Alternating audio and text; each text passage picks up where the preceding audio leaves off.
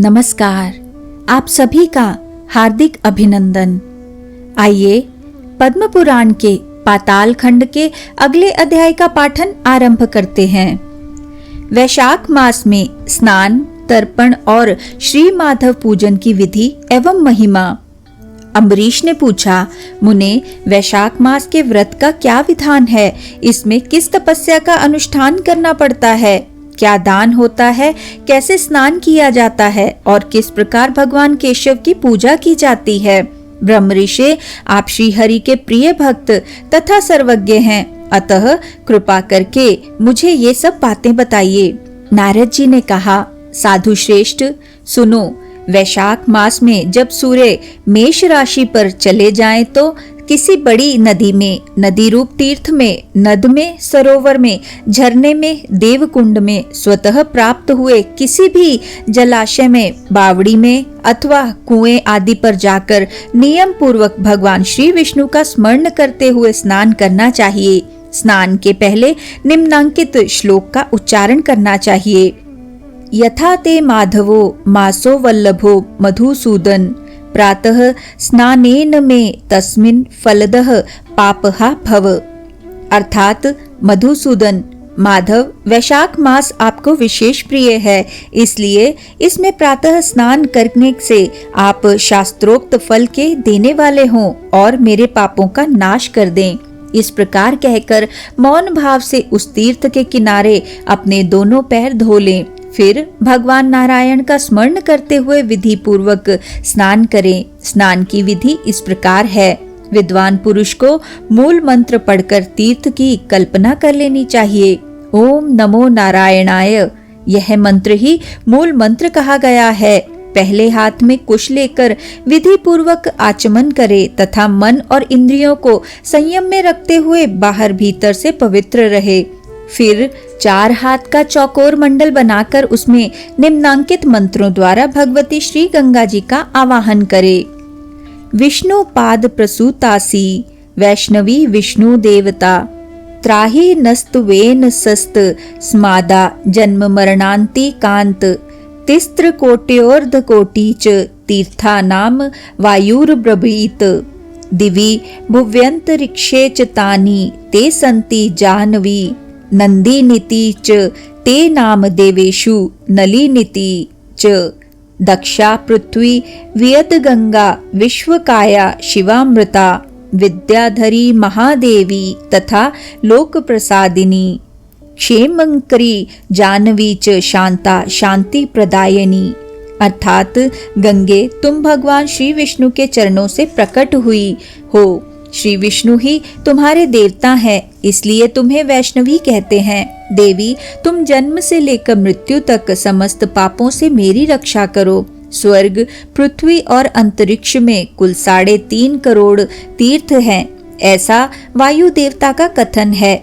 माता जाह्नवी, वे सभी तीर्थ तुम्हारे अंदर मौजूद हैं। देवलोक में तुम्हारा नाम नंदिनी और नलिनी है। इनके सिवा दक्षा, पृथ्वी, वियत गंगा, विश्वकाया, शिवा, अमृता, विद्याधरी, महादेवी, लोक प्रसादिनी, क्षेमंकरी, जाह्नवी, शांता और शांति प्रदायिनी आदि तुम्हारे अनेकों नाम हैं। स्नान के समय इन पवित्र नामों का कीर्तन करना चाहिए। इससे त्रिपथगामिनी भगवती गंगा उपस्थित हो जाती हैं। 7 बार उपयुक्त नामों का जप करके संपुट के आकार में दोनों हाथों को जोड़कर उनमें जल लें और 4, 6 या 7 बार मस्तक पर डालें।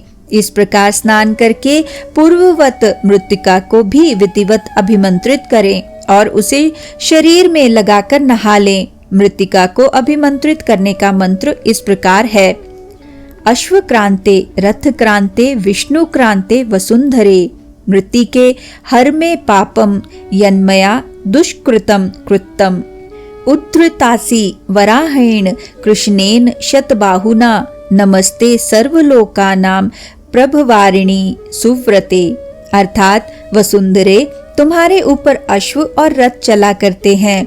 भगवान श्री विष्णु ने भी वामन अवतार धारण करके तुम्हें एक पैर से नापा था। मृत्तिके, मैंने जो बुरे कर्म किए हों, मेरे उन सब पापों को तुम हर लो। देवी, सैकड़ों भुजाओं वाले भगवान श्री विष्णु ने वराह का रूप धारण करके तुम्हें जल से बाहर निकाला था। तुम संपूर्ण लोकों की उत्पत्ति के लिए अरणी के समान हो, अर्थात जैसे अरणी काष्ठ की आग प्रकट होती है, उसी प्रकार तुमसे संपूर्ण लोक उत्पन्न होते हैं। सुव्रते, तुम्हें मेरा नमस्कार है। इस प्रकार स्नान करने के पश्चात विधि पूर्वक आचमन करके जल से बाहर निकले और 2 शुद्ध श्वेत वस्त्र, धोती, चादर धारण करे। तदनंतर त्रिलोकी को तृप्त करने के लिए तर्पण करे। सबसे पहले श्री ब्रह्मा का तर्पण करे, फिर श्री विष्णु, श्री रुद्र और प्रजापति का, तत्पश्चात देवता, यक्ष, नाग, गंधर्व, अप्सरा, असुरगण, क्रूर सर्प, गरुड़, वृक्ष, जीव जंतु, पक्षी, विद्याधर, मेघ, आकाशचारी जीव, निराधार जीव, पापी जीव तथा धर्मपरायण जीवों को तृप्त करने के लिए मैं उन्हें जल अर्पण करता हूँ। यह कहकर उन सबको जलांजलि दे। देवताओं का तर्पण करते समय यज्ञोपवीत को बाएं कंधे पर डाल ले रहे। तत्पश्चात उसे गले में माला की भांति कर ले और दिव्य मनुष्यों, ऋषि पुत्रों तथा ऋषियों का भक्ति पूर्वक तर्पण करे। सनक, सनंदन, सनातन और सनत कुमार ये दिव्य मनुष्य हैं। कपिल, आसुरी, बोड़ू तथा पंचशिख ये प्रधान ऋषि पुत्र हैं। ये सभी मेरे दिए हुए जल से तृप्त हों, ऐसा कहकर इन्हें जल दें। इसी प्रकार मरीचि, अत्रि, अंगिरा, पुलस्त्य, पुलह, क्रतु, प्रचेता, वशिष्ठ, नारद तथा अन्य देवऋषियों एवं ब्रह्म ऋषियों का अक्षत सहित जल के द्वारा तर्पण करे। इस प्रकार ऋषि तर्पण करने के पश्चात यज्ञोपवीत को दाएं कंधे पर करके बाएं घुटने को पृथ्वी पर टेक कर बैठे।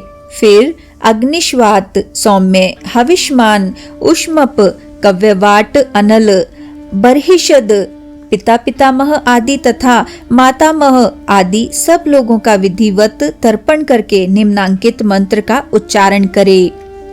ये अबांधवा बांधवा ये अजन्य जन्मनि बांधवाः ते तृप्ति मखिला यान्तु ये पे स्मोत्य कांक्षिणः।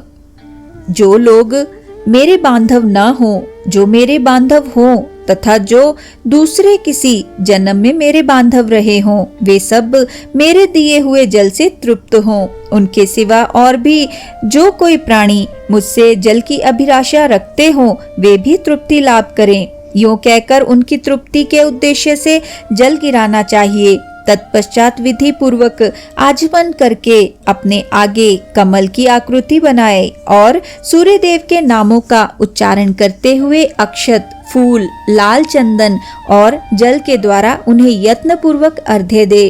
अर्घ्य दान का मंत्र इस प्रकार है: नमस्ते विश्व रूपाय, नमस्ते ब्रह्म रूपिणे, सहस्त्र शम्य नित्यम, नमस्ते सर्व तेज से, नमस्ते रुद्रव पुषे, नमस्ते भक्त वत्सल, पद्मनाभ नमस्तेस्तु कुंडलांग दभूषित, नमस्ते सर्वलोकानां सुप्तानाम उपबोधन, सुकृतं दुष्कृतं चैव सर्वं पश्यसि सर्वदा, सत्यदेव नमस्तेस्तु प्रसीद मम भास्कर, दिवाकर नमस्तेस्तु प्रभाकर नमोस्तुते।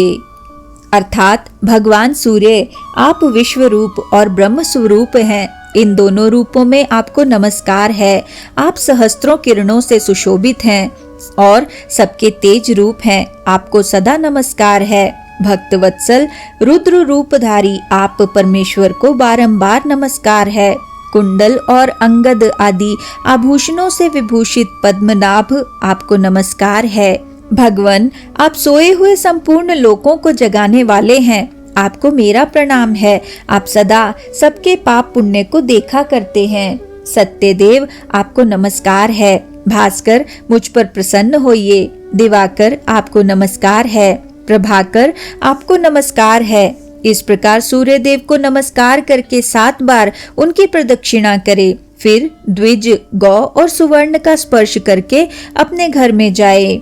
वहां आश्रमवासी अतिथियों का सत्कार तथा भगवान की प्रतिमा का पूजन करे।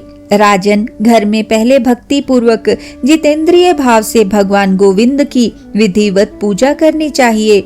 विशेषतः वैशाख के महीने में जो श्री मधुसूदन का पूजन करता है, उसके द्वारा पूरे 1 वर्ष तक श्री माधव की पूजा संपन्न हो जाती है। वैशाख मास आने पर जब सूर्य देव मेष राशि पर स्थित हो, तो श्री केशव की प्रसन्नता के लिए उनके व्रतों का संचय करना चाहिए। अपने अभीष्ट की सिद्धि के लिए अन्न, जल, शक्कर, धेनु तथा तिल की धेनु आदि का दान करना चाहिए।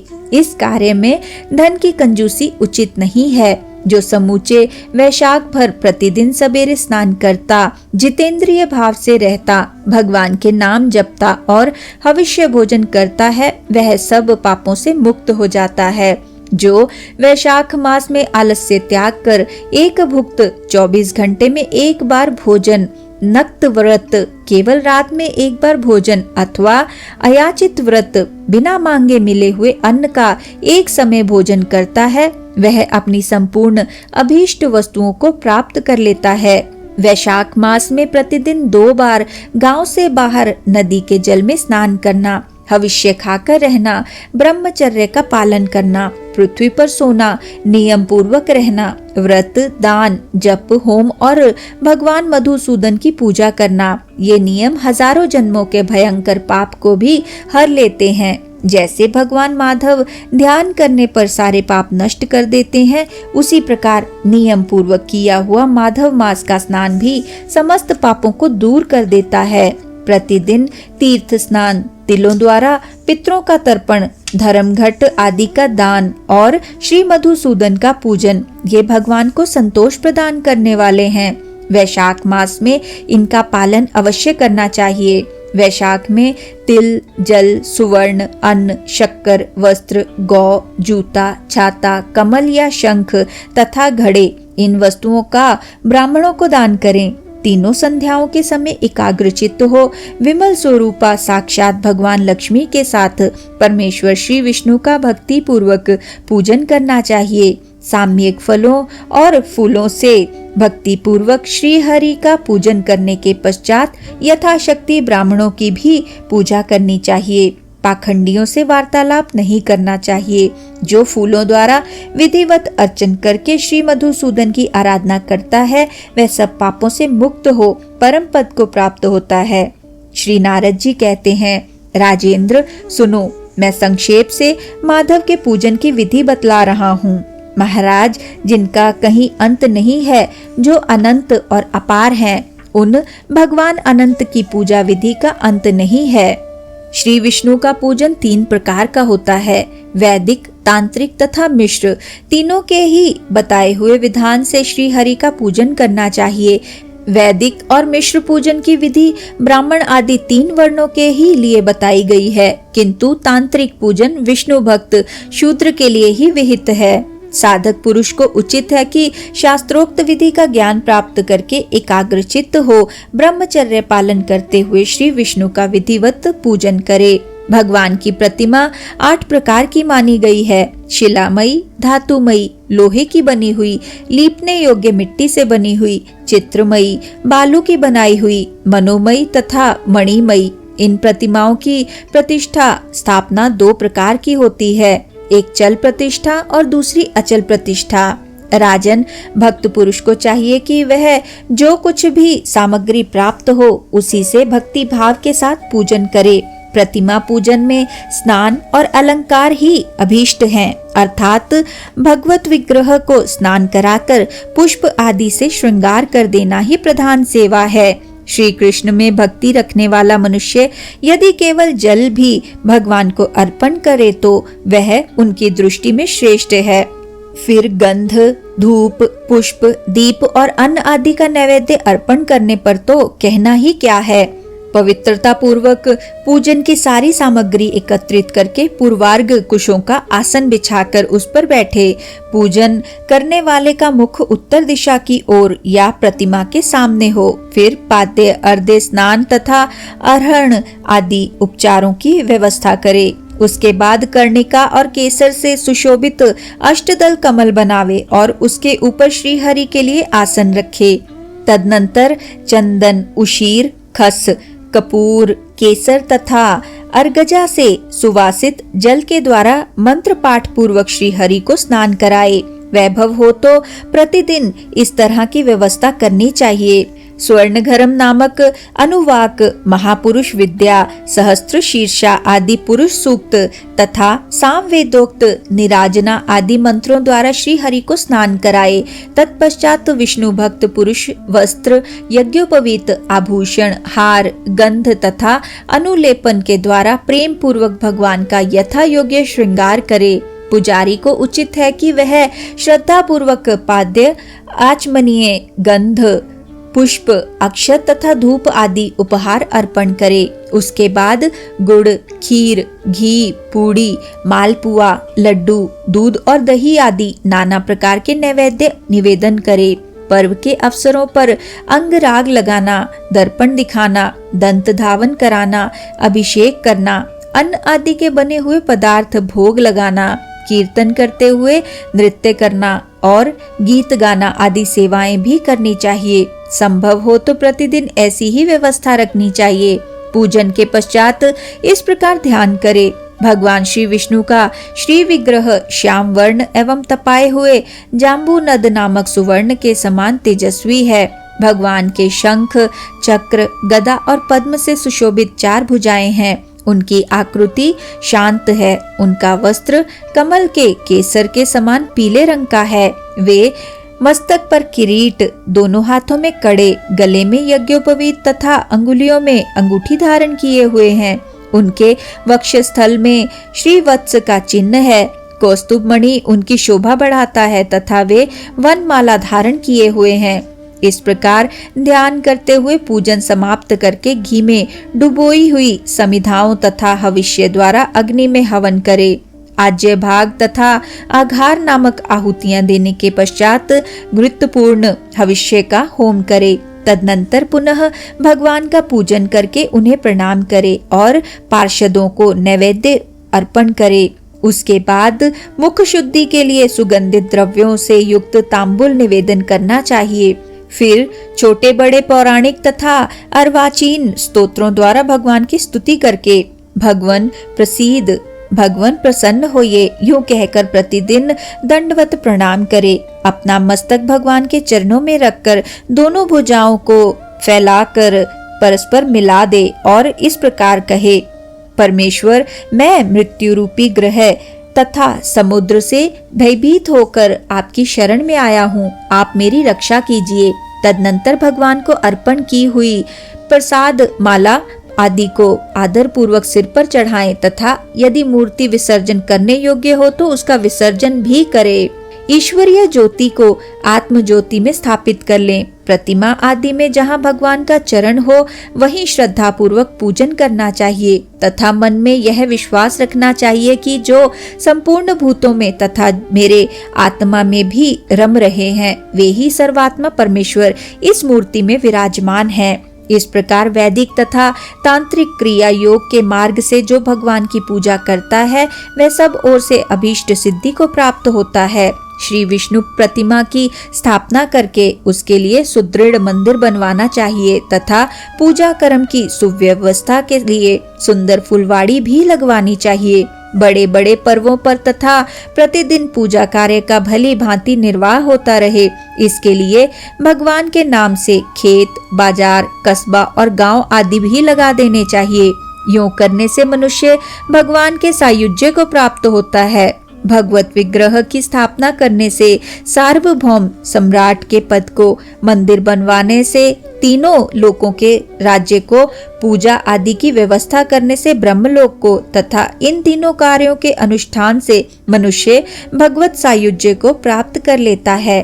केवल अश्वमेध यज्ञ करने से किसी को भक्ति योग की प्राप्ति नहीं होती। भक्ति योग को तो वही प्राप्त करता है जो पूर्वोक्त रीति से प्रतिदिन श्री हरि की पूजा करता है।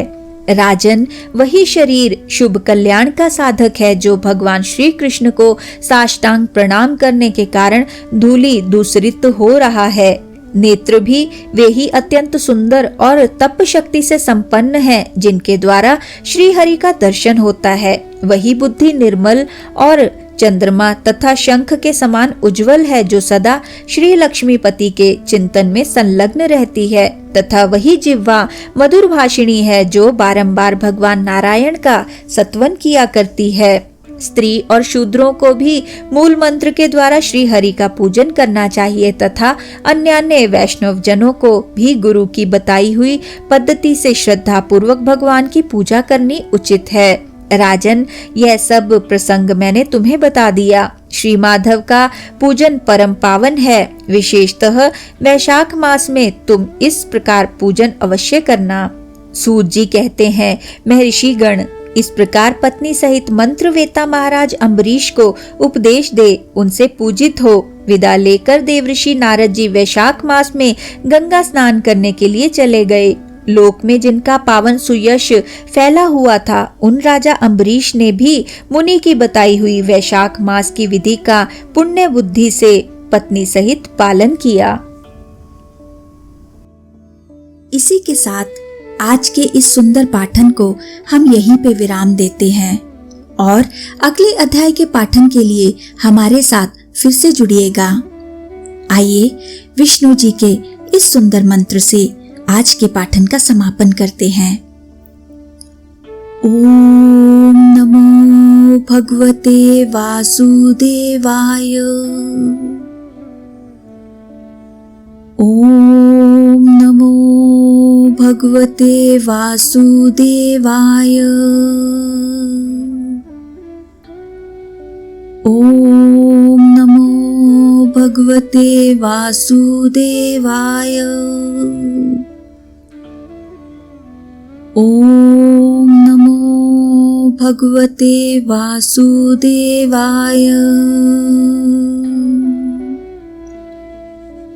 ओम नमो भगवते वासुदेवाय। ओम नमो भगवते वासुदेवाय। ओम नमो भगवते वासुदेवाय। धन्यवाद।